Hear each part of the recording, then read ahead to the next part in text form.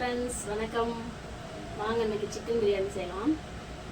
அதுக்கு ஃபஸ்ட்டு நம்ம மசாலாலாம் போட்டு சிக்கனை ஒரு 1/4 மணி நேரம் ஊற வச்சுக்கலாம்.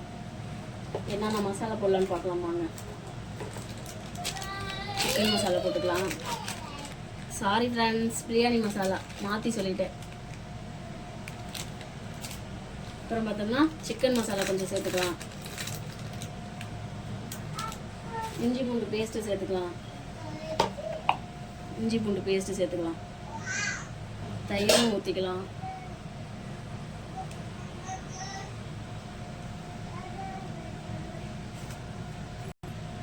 கொஞ்சம் உப்பு சேர்த்துக்கலாம்.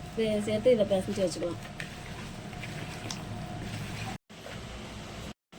இப்போ பாருங்கள், மசாலாலாம் போட்டு இது பண்ணியாச்சு. இப்போ நம்ம வணக்கிற வரைக்கும் இது வந்து வெந்து ஊறிக்கிட்டு இருக்கட்டும். இப்போ இதை மூடி வச்சிடலாம். ஊற வச்சாச்சு. அரிசி பாஸ்மதி அரிசி ஊற்றுறப்ப எடுக்கல. பாருங்கள், பிரியாணிக்கு தேவையானதெல்லாம் கட் பண்ணி எடுத்து வச்சுருக்கிறேன். இது வந்து பட்டை கிராம்பு எல்லாமே எடுத்து வச்சுருக்கேன். இப்போ நம்ம வந்து எண்ணெய் சூடானோனையும் நம்ம இது சேர்த்துக்கலாம். இப்போ வந்து நம்ம பட்டை கிராம்பு பிரியாணி இலை ஏலக்காய் எல்லாமே சேர்த்துக்கலாம். இப்போ வந்து நம்ம வெங்காயம் கட் பண்ணி வச்சுருக்கோமோ அதையும் சேர்த்து வதக்கலாம்.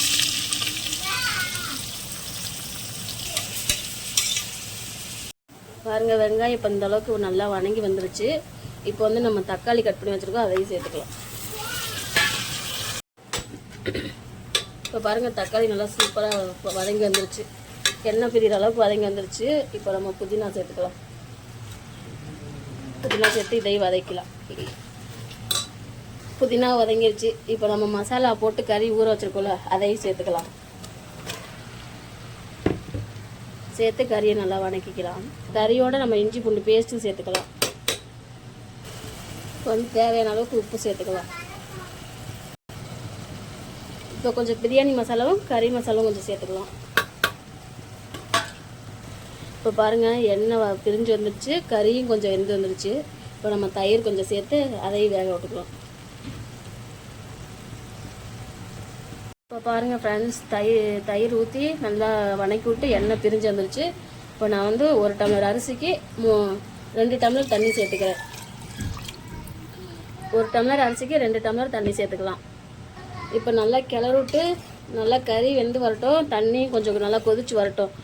கொஞ்சம் கொதிச்சதுக்கப்புறம் நம்ம அரிசியை போட்டுக்கலாம். அரிசி வந்து நம்ம விசில் விட போகிறதில்ல, முன்னாடியே எடுத்துருவோம். அதனால் விசில் விட்றாதனால கறி கொஞ்சம் நல்லா வெந்து வந்துடட்டும். அதுக்கப்புறம் நம்ம அரிசியை சேர்த்துக்கலாம். இப்போ பாருங்கள், இந்த அளவுக்கு கொதிச்சு வந்துருச்சு. இப்போ வந்து நம்ம அரிசியை சேர்த்துக்கலாம். அரிசியை வந்து நான் தண்ணி இல்லாமல் வடித்து வச்சுருக்கிறேன்.